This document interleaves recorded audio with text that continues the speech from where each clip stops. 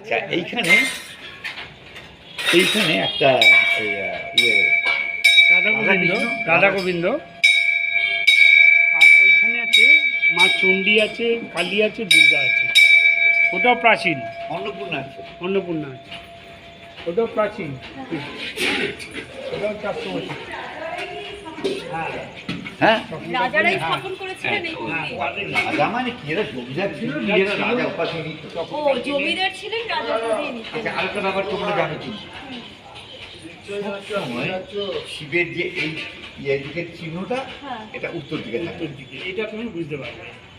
উত্তর দিক কোনটা? যখন মন্দিরে রাখা থাকে তার চোঙটা যদি দেখবে ওইদিকে আছে, চোঙটা এটা উত্তর দিক, এটা দক্ষিণ। এইখানে মা কালী, মা মানে উত্তরমুখী থাকে, তাই তো? এইগুলো দেখো, উত্তর দক্ষিণ। এই যে মা কালী, মা ডান দিকে মা অন্নপূর্ণা, বাঁ দিকে মা দুর্গা। এটা